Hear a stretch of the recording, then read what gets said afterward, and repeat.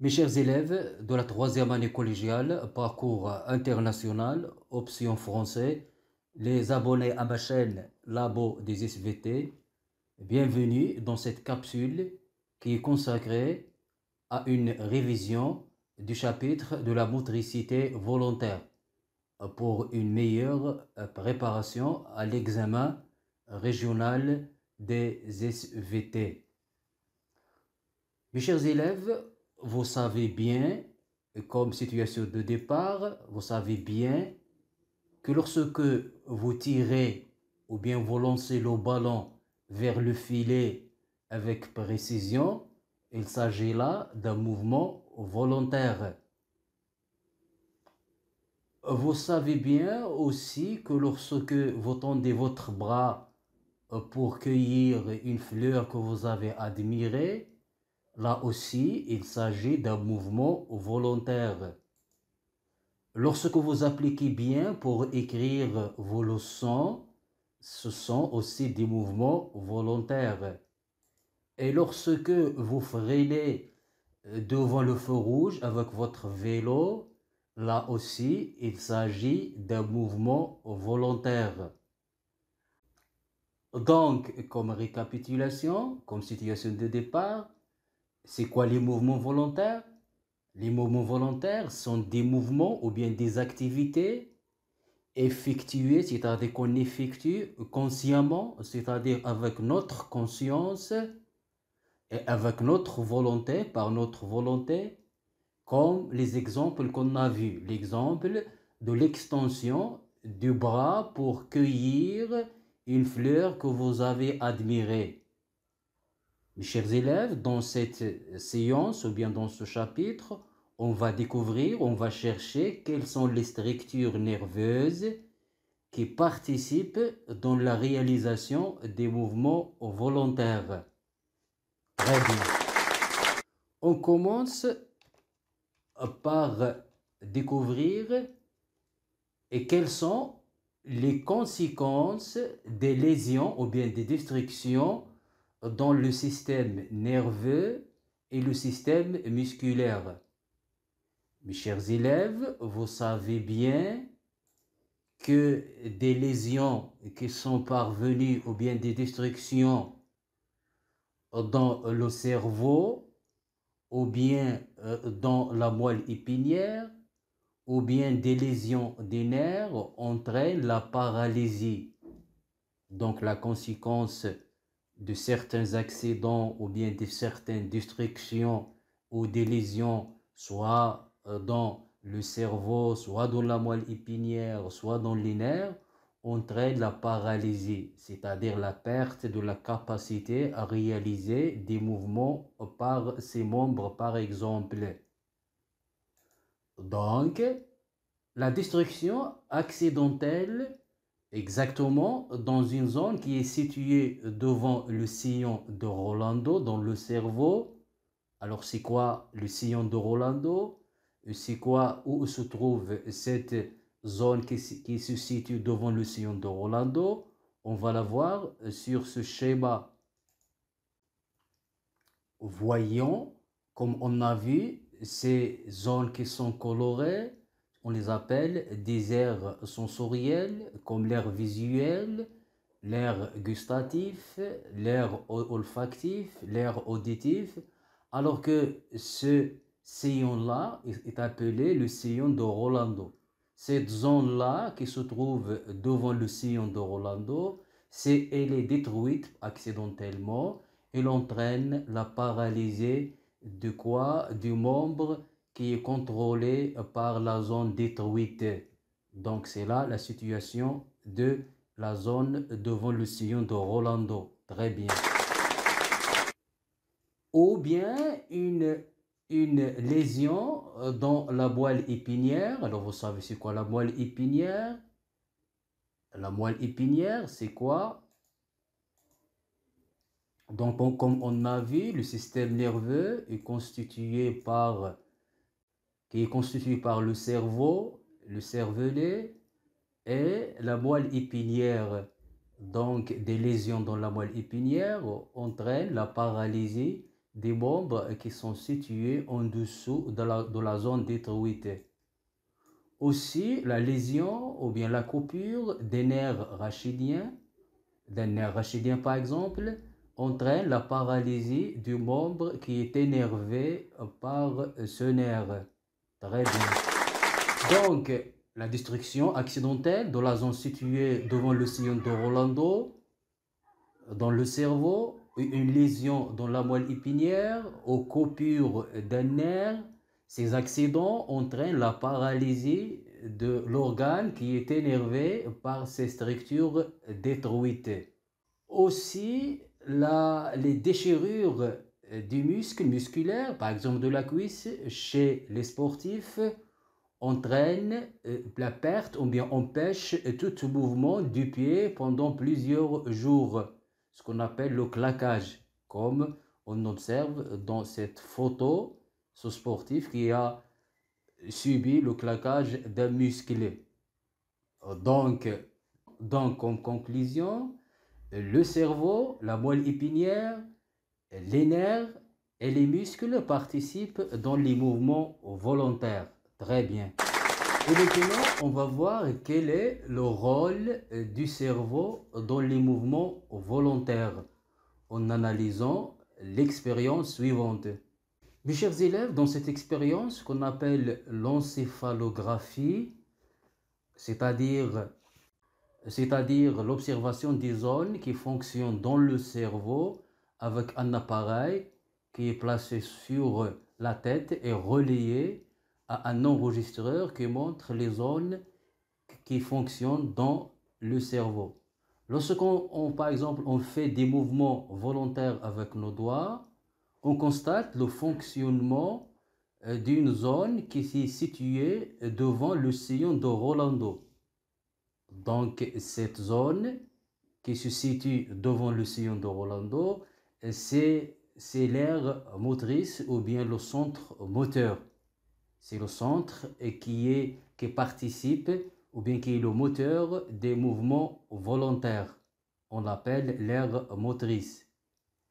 Cette aire motrice fonctionne du fait qu'il élabore un message électrique qu'on appelle l'influx nerveux moteur ou bien l'influx nerveux centrifuge qui est envoyé vers le muscle désigné par le mouvement volontaire. Très bien. Donc, l'encéphalographie du cerveau montre que l'aire motrice, c'est-à-dire la zone qui est située devant le sillon de Rolando, qui s'appelle l'aire motrice, c'est la zone qui est située devant le sillon de Rolando, dans le cerveau. En effet, l'encéphalographie du cerveau montre que l'aire motrice fonctionne. L'aire motrice, c'est la zone qui est située devant le sillon de Rolando dans le cerveau. En effet, l'aire motrice élabore un message électrique nerveux qu'on nommait un flux nerveux moteur ou bien un flux nerveux centrifuge ou bien un flux nerveux efférent et l'envoie vers le muscle cible. Très bien. Et maintenant, dans ce paragraphe, on va découvrir quelle est la structure tissulaire du cerveau, ou bien quelle est la structure tissulaire du système nerveux en général, en observant l'animation suivante. Dans cette animation, on va réaliser une coupe transversale dans le cerveau, comme suite. Donc, lorsqu'on réalise une coupe transversale dans le cerveau, on constate que la zone périphérique du cerveau est d'une teinte foncée qu'on appelle, cette couche est appelée la substance grise du fait que sa couleur est foncée un petit peu. Cette partie, cette couche est appelée substance grise. Elle constitue le cortex cérébral. Le cortex cérébral entoure une substance qui est un peu claire, qui se trouve au centre du cerveau. C'est ce qu'on appelle la substance blanche. Donc le cerveau et l'encéphale est constitué structurellement du cortex cérébral qui est constitué par la substance grise qui entoure la substance blanche. Et l'observation microscopique de la substance grise et de la substance blanche montre que la substance grise est constituée par ces cellules qu'on appelle les corps cellulaires. Les voici. Ils ont une forme d'une étoile, desquels partent des prolongements. Ces prolongements traversent la substance blanche. On les appelle les axones. À l'extrémité de ces axones, il y a ce qu'on appelle l'arborescence terminale. Donc, comme récapitulation, la substance grise contient des corps cellulaires. De ces corps cellulaires partent des prolongements qu'on appelle des axones. Ces axones se terminent par l'arborisation terminale. L'ensemble d'un corps cellulaire et de ses prolongements, c'est-à-dire de l'axone et de l'arborisation terminale, constitue un neurone ou bien une cellule nerveuse. Très bien. Ce schéma montre aussi la constitution de la matière grise, de la substance grise et la substance blanche. La substance grise, schématisée ici par la couleur grise, il contient des corps cellulaires. Chaque corps cellulaire est formé et contient un noyau, c'est une cellule, du cytoplasme et des membranes cytoplasmiques et des dendrites et puis des axones. L'axone se termine par l'arborescence terminale. L'ensemble du corps cellulaire, de l'axone et de l'arborisation terminale constitue un neurone ou bien une cellule nerveuse. Très bien. Comme récapitulation du paragraphe la structure tissulaire du cerveau, le cortex cérébral, c'est-à-dire la périphérie du cerveau, est constitué par la substance grise qui entoure la substance blanche. La substance blanche est centrale, alors que la substance grise est périphérique. La substance grise est constituée par des corps cellulaires qui sont microscopiques, alors que la substance blanche est constituée par les axones qui sont des prolongements des corps cellulaires. L'ensemble d'un corps cellulaire et de son axone et de son arborisation terminale constitue ce qu'on appelle un neurone ou bien une cellule nerveuse. Donc le système nerveux est constitué par les neurones. Très bien. Lorsqu'on décide d'effectuer un mouvement volontaire, les neurones situés dans l'aire motrice élaborent l'influx nerveux moteur qu'ils envoient aux muscles destinés, comme le montre cette animation. La voici. Donc ça, ce qu'on appelle le sillon de Rolando. En bleu, on a coloré en bleu l'aire motrice. L'aire motrice contient des corps cellulaires qui envoient ou bien qui élaborent le message qu'on appelle l'influx nerveux moteur, qui est envoyé par des fibres nerveuses qu'on appelle les fibres motrices, qui se trouvent dans la moelle épinière et dans les nerfs rachidiens vers le muscle désigné par le mouvement volontaire. Très bien. Comme on a vu dans l'animation précédente, la moelle épinière et les nerfs rachidiens contiennent des fibres nerveuses motrices qui conduisent l'influx nerveux moteur vers le muscle destiné. Les fibres motrices sont donc des conducteurs motrices. Très bien. Et maintenant, on passe au paragraphe suivant dans lequel on va découvrir quel est le rôle du muscle dans le mouvement volontaire.